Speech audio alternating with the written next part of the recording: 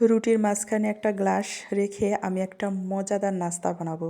তো এই নাস্তাটি দেখতে হলে অবশ্যই আমার পুরো ভিডিওটি দেখতে হবে আর সাথেই থাকুন।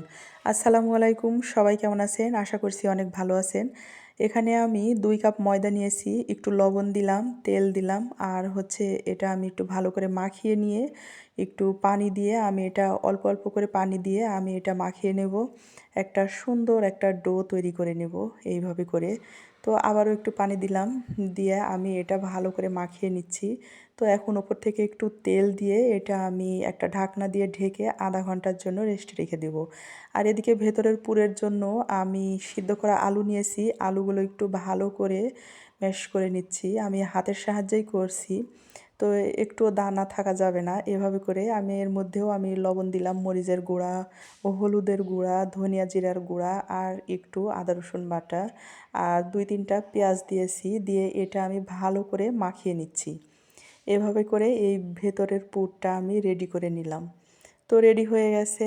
এখন আমি যেটা করব, ময়দাটা আমি আধা ঘন্টা পর আমি দেখছি কেমন হয়েছে। দেখেন সুন্দর একটা সফট ডো তৈরি হয়ে গেছে। এখন এটা আমি ভালো করে 2 ভাগ করে নিয়েছি আর এটা ভালো করে আমি একটা বড় সাইজের একটা রুটি বেলে নেব। তো রুটিটা আমি এভাবে করে বেলে নিচ্ছি। রুটিটা একটু মোটা আর বড় সাইজের হবে, এক সাধারণ রুটির মতো খুব একটা পাতলা হবে না।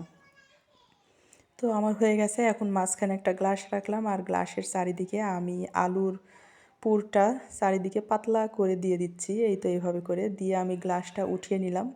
এর মাঝখানেও ফাঁকা থাকবে আর চারিধারেও দেখেন এইভাবে ফাঁকা রেখে দিয়েছি। আর এখন আমি যেটা করব, একটা চাকুর সাহায্যে এটা আমি লম্বালম্বিভাবে কেটে নিচ্ছি। আরও চারিদিক থেকে আমি ছোট ছোট পিস করে এইভাবে করে কেটে নেব। তো আপনারা দেখলেই বুঝতে পারবেন কিভাবে আমি কেটে নিচ্ছি। একদম ছোট ছোট করে কেটে নিতে হবে। তো এভাবে করে আমি পুরোটাই কেটে নিলাম। এই তো দেখেন কাটা হয়ে গেছে। আমি এর মাঝখানে একটু করে পানি দেব, একটু পানি দিলাম হাত দিয়ে। দিয়ে এখন যেটা করব সেটা আপনারা লক্ষ্য করলেই বুঝতে পারবেন। আমার বলার কিচ্ছু নেই, আপনারা একটু ভালো করে খেয়াল করলেই বুঝতে পারবেন আমি কিভাবে এই নাস্তাটা বানিয়ে নিচ্ছি। এই তো দেখেন এভাবে করে আরেকটা করিয়ে দেখাচ্ছি। এভাবে করে দিলেই হয়ে গেল এই নাস্তাটা, একদম সহজ। তো আমার সবগুলো এভাবে বানানো হয়ে গেছে আর এখন আমি এটা তেলের মধ্যে ভেজে নেব। আর অল্প আঁচে ভাজতে হবে, তাহলে মুচমুচে হবে আর ভালো লাগবে খেতে। তো এভাবে করেই আমি এই নাস্তাটা বানিয়ে নিলাম। এটা অবশ্যই করে দেখবেন, সবাই ভালো লাগবে। আর ভালো লাগলে অবশ্যই সবাই লাইক কমেন্ট করবেন, পাশাপাশি শেয়ার করে দেবেন। আল্লাহ হাফেজ।